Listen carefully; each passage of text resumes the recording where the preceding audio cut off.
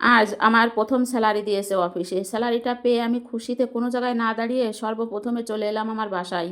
তখন বাসায় এসে দেখি আমার স্বামী বাসায় আসে। কোনো কৌতূহল না দেখিয়ে টাকাগুলো আমার স্বামীর কাছে দিয়ে দিলাম। স্বামী আমার কাছে টাকাগুলো নিয়ে না গুনে বলল যে, "এখানে কত টাকা আছে?" আমি বললাম, "আরে টাকা তো তোমার হাতে, তুমি গুনে দেখো।" স্বামী আমার টাকাগুলো গুনে দেখে বলল, "আরে তোমার এখানে ৪০,০০০ টাকা কেন? তোমার বেতন তো ৬০,০০০ টাকা।" হ্যাঁ, ২০,০০০ টাকা আমার কাছে আছে। ১০,০০০ টাকা আমি আমার হাত খরচের জন্য রেখেছি। আর ১০,০০০ টাকা আমার বাবা-মায়ের জন্য আমি রেখেছি। তখন আমার হাসব্যান্ড বিরক্তির সুর নিয়ে বলল, "বিয়ের পর কোনো মা-বাবা থাকে না। বিয়ের পর মা-বাবা পর হয়ে যায়।" আমার স্বামীজান প্রাণনাথ যখন এই কথা বলল, সে কথা শুনে আমি আমার মা-বাবার জন্য রাখা ১০,০০০ টাকা আমার স্বামীজানের হাতে দিয়ে দিলাম।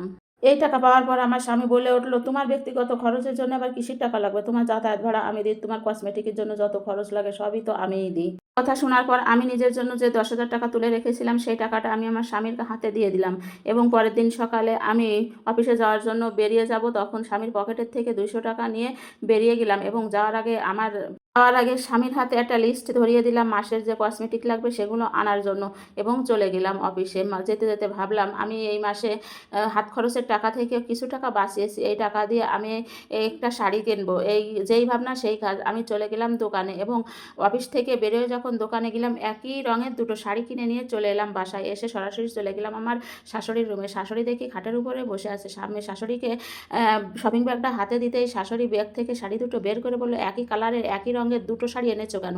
আমি বললাম, "আম্মা আপনার জন্য একটা এনেছি, আমার মায়ের জন্য একটা এনেছি।" সে বলল, "বিয়ের পর আবার মা, মা করো কেন? এই মা, মা করার জন্য তোমাদের সংসারে কিন্তু অশান্তি হবে।" শাশুড়ির মুখে এই কথা শুনে আমার বুকের মধ্যে মোচড় দিয়ে উঠল। তখন নিজে নিজেই ভাবতে থাকলাম যে আসলে কি বিয়ের পরে মা-বাবার উপরে কোনো দায়িত্ব কর্তব্য বোধ থাকে না? তা যাই হোক, বেশ কয়েকদিন পার হয়ে গেল। একথা ভাবতে, ভাবতে আমি আমার রুমে চলে এলাম এবং কিছুদিন পর দেখি আমি খাটের উপর বসে আছি। আমার শাশুড়ি দেখি একটা শপিং ব্যাগ হাতে করে নিয়ে আমার রুমে চলে এলেন। শাশুড়ি আমাকে দেখিয়ে বলল, "দেখো তো মা এটা কেমন হয়েছে?" আমি বললাম দেখে, "মা এটা তো অনেক দামি শাড়ি। এটা আপনাকে কে দিয়েছে?" আমার শাশুড়ি আমাকে বলল, "এটা আমার মেয়ের জামাই আমাকে গিফট করেছে।" কথা শোনার পরে আমি আমার শাশুড়িকে বললাম যে, "আম্মা এই শাড়ি আপনি কেন নিয়েছেন? জানেন না বিয়ের পরে মেয়েদের বাবা-মা থাকতে নেই। এই শাড়িটা নেওয়ার জন্য আপনার মেয়ের সংসারে কিন্তু অশান্তি হবে।" এ কথা শোনার পরে আমার শাশুড়ি আমার ঘর থেকে মুখটা বাঁকিয়ে বের হয়ে চলে গেল। সে আমাকে কিছুই বলল না। আমি নিজে, নিজে ভাবলাম সে আমাকে আর কিই বা বলবে? এ কথা শেষ করতে, করতে ঘুমিয়ে গেলাম। তারপর পরের দিন সকালে আমরা সবাই একসঙ্গে নাস্তা করতে যেয়ে দেখি আমার বাবা আমাদের বাসায় চলে এসেছে। বাবা আমাকে ডেকে বলল, "মারে তুই কেমন আছিস? আজকে একটা গুরুত্বপূর্ণ কথা বলার জন্যেই তোর বাসায় চলে এলাম। আমার তো বয়স হয়েছে, তাই না? আর তোর মারও তো অনেক বয়স হয়েছে, তাই না?" আমি ভাবলাম যে আমার তো বয়স হয়েছে, এখন আমার যে সয় সম্পত্তি আছে সব তোকেই দিয়ে দেব। আমরা নাস্তা করার পর তুই আমাদের সঙ্গে যাবি এবং তোর জামাইকেও সঙ্গে নিয়ে যাবি। হ্যাঁ।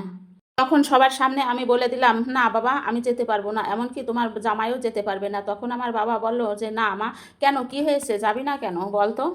আমি শুধু বললাম, "বাবা জানো না তুমি একটা মেয়ে বিয়ে হওয়ার পরে বাবা-মা থাকে না, তাদের বাবা-মা থাকতে নেই, তাহলে কেন তুমি এ কথা বলছো? তুমি যদি পর হও তাহলে কেন আমি তোমার থেকে জিনিস নেব? এই সমস্ত সবকিছু আমি আমার শ্বশুর-শাশুড়ির কাছ থেকেই শিখেছি। আর তোমরা যদি পর হও তাহলে তোমাদের কাছ থেকে আমি কোনো জিনিস নিতে পারবো না।" আর আমার এ কথা শুনে আমার স্বামী আর আমার শাশুড়ি ঠিকই তাদের ভুলটা বুঝতে পারে।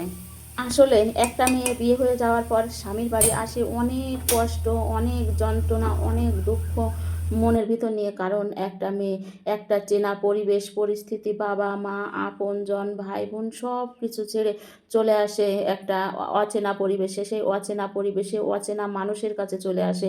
এই মানুষগুলো যদি একটা মেয়েকে ভালোবেসে কাছে টেনে না নেয় তাহলে যে কী পরিমাণ কষ্ট হয় শুধু সেই মেয়েটাই জানে। আর জানে সেই মেয়ের একটু, একটু করে সেই মেয়ের বাবা-মা।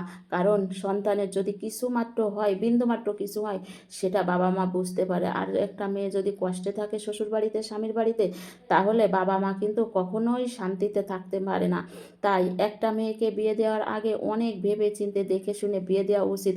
কারণ কোন সংসারে মেয়েকে বিয়ে দিচ্ছি, কার কাছে যেয়ে পড়তিছে বা কপালের লেখন অনেক সময়ই খেটে যায় বা অনেক পরিবেশ পরিস্থিতি আমরা বুঝতে পারি না।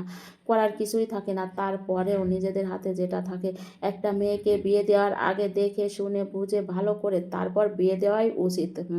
তাই আমরা একটা মেয়েকে বিয়ে দেওয়ার আগে সব কিছু ডিটেলসে ভেবে চিন্তে দেখে শুনে বুঝে কপালের লেখন বিধিলিপি কি লিখেছে না লিখেছে সেটা তো পরের কথা। আমাদের হাতেরটাই আগে ঠিক করে নেব।